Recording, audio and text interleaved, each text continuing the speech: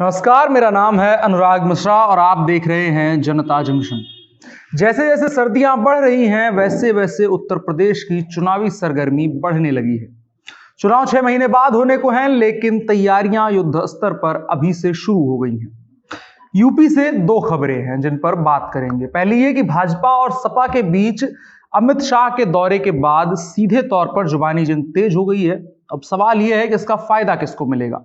दूसरा यह कि पिछले 15 दिनों में कांग्रेस की महासचिव प्रियंका गांधी दो अलग अलग बड़े नेताओं से, उत्तर प्रदेश के बड़े नेताओं से मिली है, जिनमें पहले जयंत चौधरी हैं और दूसरी मायावती।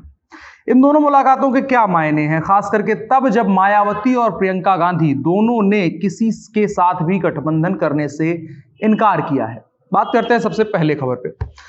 सपा और भाजपा की जुबानी जंग का नफा नुकसान किसको होने वाला है। तो जहां तक भाजपा की बात है तो वो पिछले 4.5 सालों से राज्य की सत्ता में है और तकरीबन 8 सालों से केंद्र की सत्ता में है, तो उसके पास जनता को कुछ कहने सुनने के लिए खास है नहीं। और अगर वो सपा के साथ जुबानी जंग में पड़ती है तो उसका अपना नुकसान है, जबकि सपा के साथ यही मामला उल्टा है। सपा का कहीं ना कहीं 2017 में सत्ता से बाहर हुई और पिछली बार 2012 में बहुमत वाली सरकार को इस तरह से खोना सपा के लिए एक बहुत बड़ा जनाधार खोने जैसा था, जिसका परिणाम रहा कि इन 4.5 सालों में सपा उत्तर प्रदेश में कहीं ना कहीं इररिलेवेंट हो गई। और अब जब चुनाव आने वाला है तो सपा अपना खोया हुआ वजूद तलाश रही है। मुख्य विपक्षी पार्टी के तौर पर तो सपा है, लेकिन उसका जनाधार और सीटें इतनी नहीं है कि वो सदन में भारतीय जनता पार्टी पर एक विपक्षी पार्टी की तरह दबाव बना सके। तो उसके पास खुले मंच पर भाजपा के साथ बहस करना एकमात्र ऑप्शन बचता है और इसी तरह से वो भाजपा को अपने पाले में ला करके घेर सकती है। उत्तर प्रदेश में भाजपा और सपा के बीच सीधा मुकाबला होने की स्थिति में सपा का फायदा यह है कि भारतीय जनता पार्टी के जो विरोधी वोट पड़ेंगे उनका विभाजन कम से कम होगा और इसका लाभ सीधे तौर पर प्रमुख विपक्षी दल सपा को ही मिलेगा। यानी सपा भाजपा के जितने ही करीब होगी उसको भाजपा से टूटे वोट या जो वोट भाजपा के अलावा किसी और को मिलने वाले हैं वो सपा को मिल जाएंगे।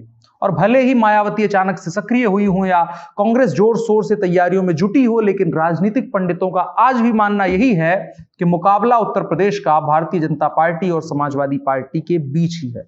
अब जिक्र मायावती और कांग्रेस का हुआ है तो थोड़ा सा उस पर भी बात कर लेते हैं। तो दोनों का मानना है कि वो चुनाव अकेले लड़ेंगे, बसपा और कांग्रेस का। लेकिन कल कांग्रेस महासचिव प्रियंका गांधी अचानक दिल्ली में बहुजन समाज पार्टी सुप्रीमो मायावती की मां रामरती को श्रद्धांजलि देने पहुंच गई और सबकी निगाहें इस बात पर चढ़ गई क्योंकि कांग्रेस और बसपा दोनों ही नए सिरे से उत्तर प्रदेश में अपनी राजनीतिक जमीन तलाशने में जुटे हैं। ऐसे में प्रियंका गांधी और मायावती की मुलाकात के बाद सवाल खड़े होने लगे हैं और सवाल लाजमी है। और सवाल यह है कि क्या उत्तर प्रदेश में गठबंधन का समीकरण बदल सकता है।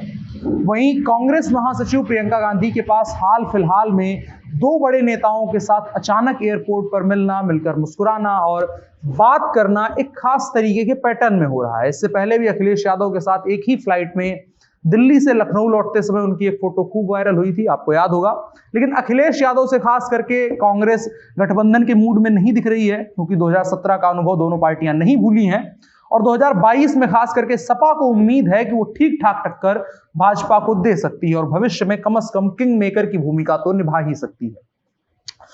हालांकि ऐसा पहला मौका नहीं है जब प्रियंका गांधी की किसी बड़े विपक्षी नेता के साथ मुलाकात हुई हो। बता दें 31 अक्टूबर को जयंत चौधरी लखनऊ में अपना कार्यक्रम खत्म करके दिल्ली लौट रहे थे और प्रियंका गांधी गोरखपुर में अपनी प्रतिज्ञा यात्रा के समापन के बाद लखनऊ से दिल्ली जा रही थी। दोनों नेताओं की मुलाकात लखनऊ एयरपोर्ट पर हो गई।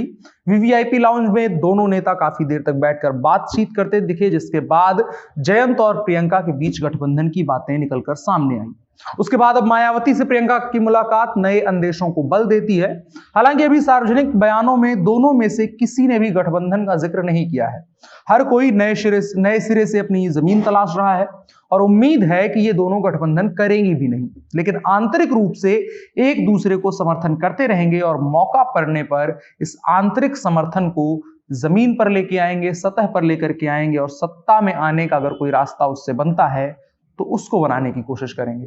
फिलहाल उत्तर प्रदेश की राजनीति में लगातार चीजें बदल रही हैं और जल्द चुनाव होने वाले हैं 6 महीने बाद, तो तमाम चीजें निकल करके सामने आ रही हैं, उस पर हम बात लगातार करते रहेंगे। अगर आपको खबर पसंद आई है तो दोस्तों के साथ साझा करें और बताएंगे उत्तर प्रदेश की राजनीति में क्या हो रहा है। बाकी मेरा नाम अनुराग मिश्रा है, आप जनता जंक्शन देख रहे हैं, कैमरे पर मेरे साथ ओम प्रकाश हैं। शुक्रिया।